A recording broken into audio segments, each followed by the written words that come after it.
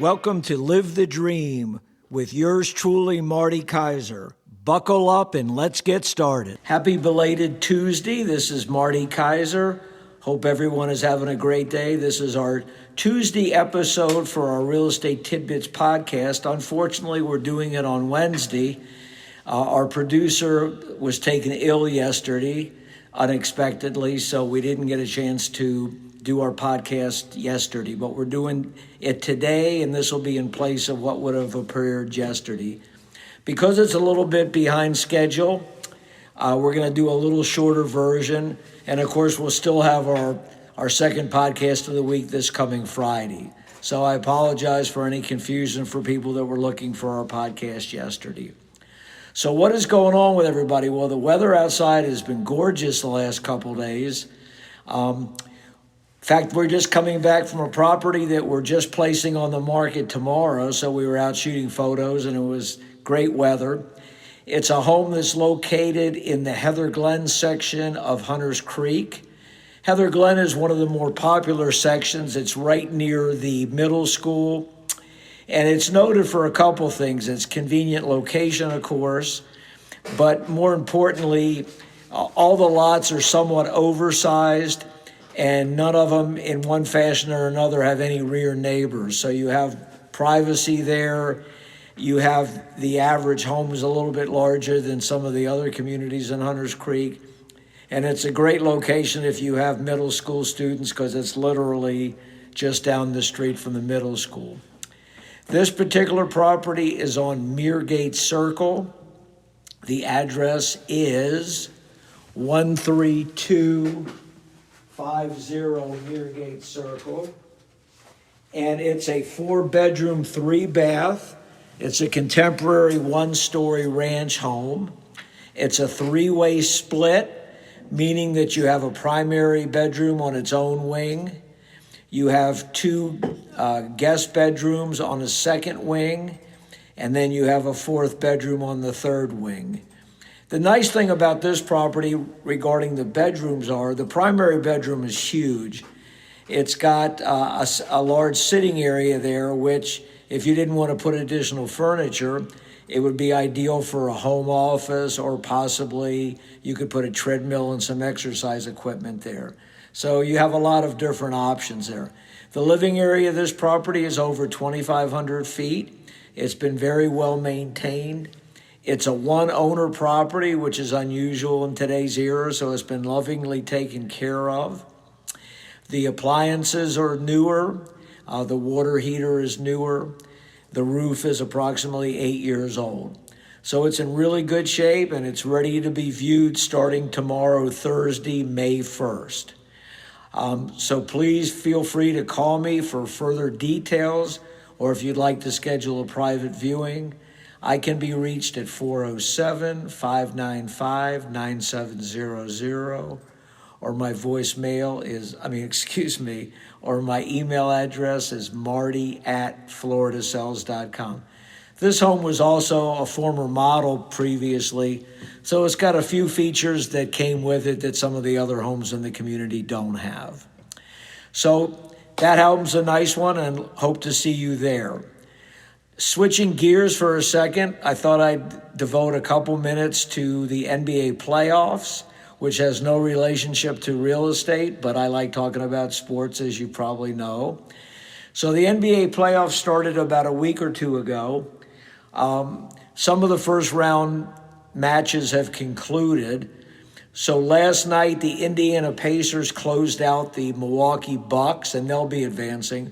Milwaukee had a 7-point lead with under 40 seconds left and blew the game. So now Indiana will play the winner of they'll play the Cleveland Cavaliers. Cleveland had the best record in the East, and they demolished the Miami Heat in 4 straight games. So Cleveland will be a favorite over Indiana. But Indiana's got a good club, and it should be an entertaining series. The other series in the East, the Boston Celtics closed out our home team, the Orlando Magic, last night and won that series 4-1. The Magic put up a good fight, but they're undermanned in the sense that their star point guard, Jalen Suggs, has been out, and their sixth man, who was an important cog for their team. Wagner has been out. So they were undermanned. The Magic's big problem this year is they just have horrendous shooting. They're probably the worst shooting team in the league. They have two of the great forwards in the league, headed by Paolo Banchero, but they're lacking a little bit at the other positions. So the Celtics beat them 4-1, and they're advancing to the next round. They're awaiting the winner of the New York Knicks against the Detroit Pistons. The Knicks right now are ahead 3-2. The series goes back to Detroit for the next game. And this series has been very even. Even though the Knicks are favored, it wouldn't be shocking if Detroit ends up winning the series because it's been a highly competitive series. So that's the East. In the West, the Oklahoma Thunder truly demolished the Memphis Grizzlies in 4 straight. The Thunder has been the best team in basketball this year and continued their onward march toward, hopefully for their fans, a championship. The other game on their side of the bracket, so to speak, has been the Los Angeles Clippers against the Denver Nuggets. That's been a great series to watch, probably the best played of the first round series. And right now the Nuggets are ahead of the Clippers 3-2 and are headed back to LA for Game 6. That series could go either way. Based on historical data, I think that the Nuggets will somehow win that series because the Clippers, unfortunately, always tease you, but when it comes to the end, they seem to peter out. So we'll anxiously await that one. On the other side of the bracket, the Golden State Warriors are ahead of the higher-seeded Houston Rockets 3-1, and they head back to Houston for tomorrow's 5th game. And then they will play the winner of and I got to think for a second here, the Lakers against the Minnesota Timberwolves.